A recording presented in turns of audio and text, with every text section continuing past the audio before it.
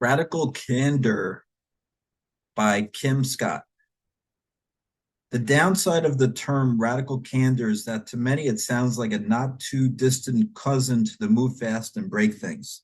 By radical, I mean essential, in the spirit of the French writer Antoine de Saint-Exupéry.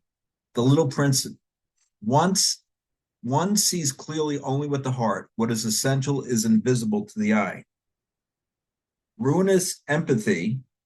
You're so fixated on not hurting a person's feelings in the moment that you don't tell them something they'd be better off knowing in the long run.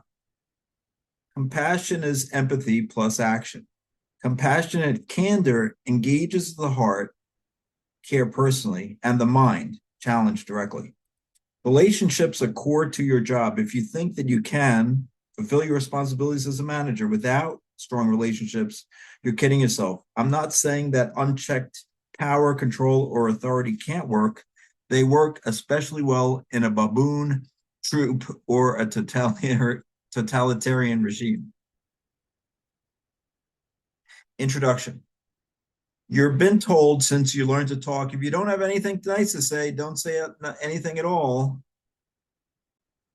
Is my job to build a great company? I asked, or am I really just some sort of emotional babysitter? Leslie, a fiercely opinionated ex-Microsoft executive, could barely contain herself. This is not babysitting, she said. It's called management, and it is your job.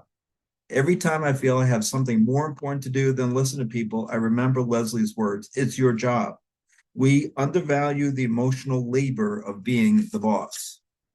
Bosses guide a team to achieve results. The questions I get asked next are clustered around each of these three areas of responsibility that managers do have: guidance, team building, and results. First, guidance. Guidance is often called feedback. Second, team building. Building a cohesive team means figuring out the right people for the right roles, hiring, firing, promoting. But once you've got the right people in the right jobs, how do you keep them motivated?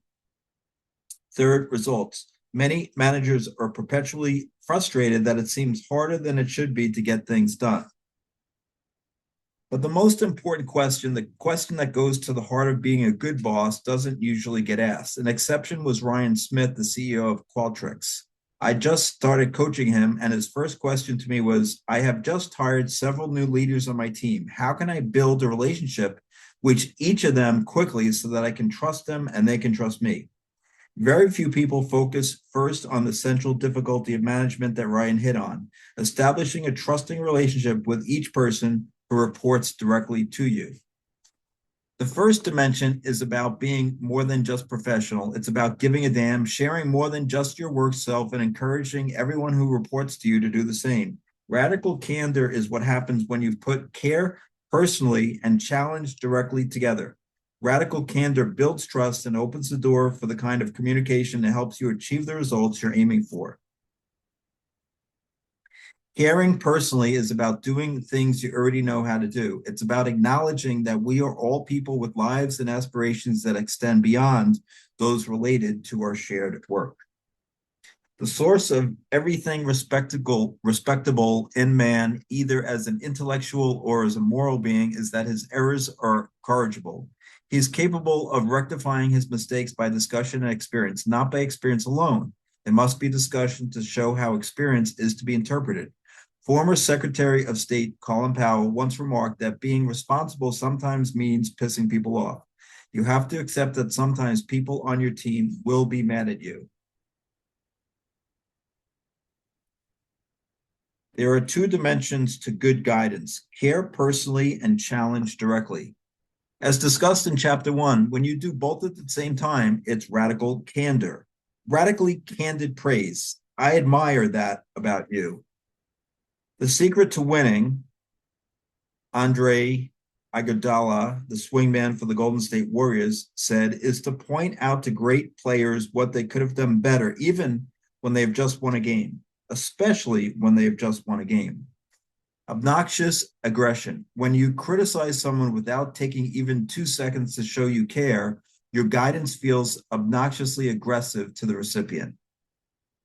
Remember, obnoxious aggression is a behavior, not a personality trait. Manipulatively insecure guidance happens when you don't care enough about a person to challenge directly. People give praise and criticism that is manipulatively insincere when they are too focused on being liked or think they can gain some sort of political advantage by being fake, or when they just are too tired to care or argue anymore. When you behave badly and get called out for it, an all too natural response is to become less genuine and more political, to move from obnoxious aggression to a worse place, manipulative insincerity.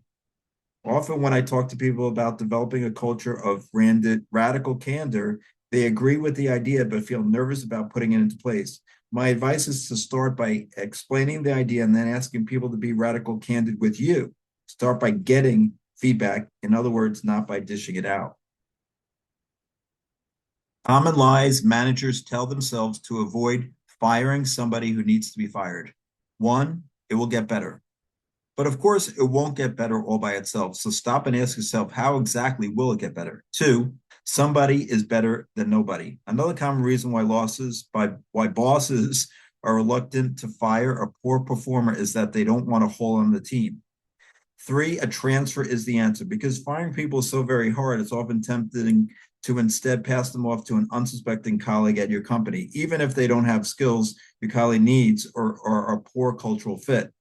It's bad for morale. It's also tempting to tell yourself that you're not firing someone because doing so would discourage the team. But keeping someone on who can't do the job is far worse for morale, yours, the person who's doing a crummy job, and everyone else who's doing a great job.